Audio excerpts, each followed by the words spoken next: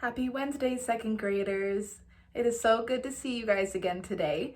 And we are going to be starting the part 2 to our pop art initials. So if you'll remember the last video, you got to create your pop art initials. Okay, that is your first letter of your first name and the first letter of your last name. All right, and we created a pattern with those, right? Okay, repeating patterns here. And so today we are going to be getting to add our color into our patterns. Now we learned that the pop artists, they really liked bold black lines, as you can see in our Andy Warhol soup can picture, the bold black lines, as well as using the complementary colors. Okay, now the complementary colors are two colors that are across from each other on the color wheel. So here we have our color wheel. We remember them as legacy colors, Christmas colors, and Vikings colors. Okay, what it means to be a complementary color is that they look good together. And also, if you use 50%, that means half and half of each of those colors, you can create a black. So if you see here, first let's run Vikings. We have our purple down here, but if you look across the color wheel, we get to yellow. Vikings, one of our complementary colors. Second complementary color, legacy. Blue across the color wheel to orange. Okay, do you see how it does that? And our last one, Christmas colors. Red, go across the color wheel, you see green. Okay, so those are our three complementary color pairs. And we are going to be using those complementary colors today in our initials. You are going to be creating a pattern using those complementary colors. And there is one rule, each box needs to be a different complementary color. So I'll show you what that means. So let's get started. Make sure that you have your pop art initials ready to go. If you want to outline them with the black Sharpie marker to make those bold black lines that we talked about, go ahead and grab whatever you would like to use to color with. Okay, you can use Crayola markers, you can use watercolor paint, you can use tempera paint, regular paint, you can use crayons, you can use colored pencils.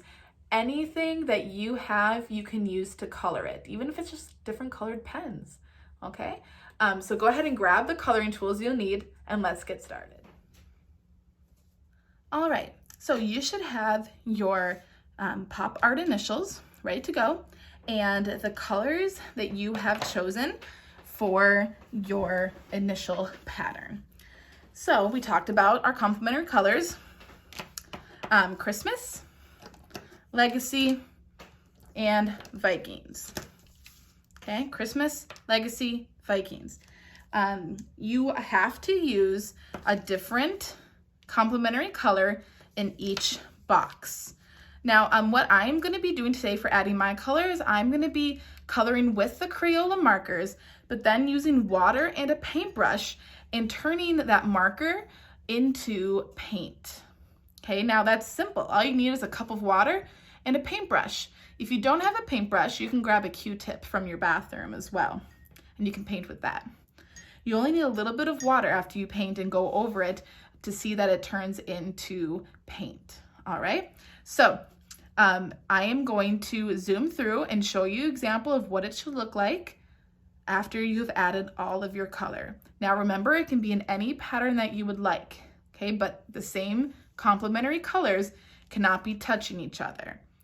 So if this one here is Vikings, this one over here cannot be Vikings.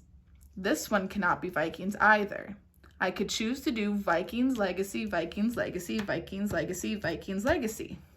Or I can choose to use my red and green and my blue and orange and my purple and yellow. Whatever pattern you want. Just remember, the same colors cannot be touching each other. All right, let's get started adding our color.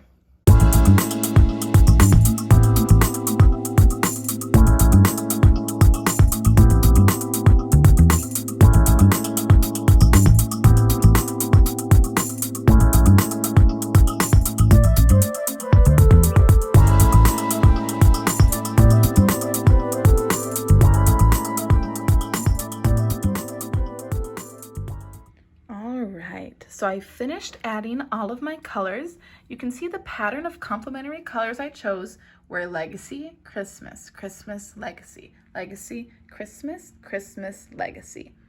And if you look at it, you can tell that there are no two colors that are the same that are touching in each rectangle, right? So this all stayed one complementary color and this was another. So I created a pattern using my chosen complementary colors.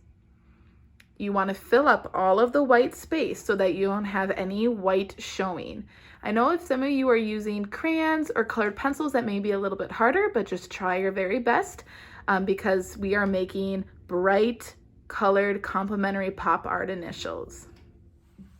I hope you enjoyed getting to make your pop art initials. I certainly had a great time with you guys today, and I hope that throughout the rest of the week that you are finding other ways to be creative. There's so many things you can do. You can go outside and paint with water. You could grab sticks and leaves and grass and make a sculpture. You can make a painting on the grass using the different things you find in nature. Just get outside, have some fun, or stay inside and just have fun getting creative as well. I love you guys and I miss you, and I hope you have a great rest of your week. Bye.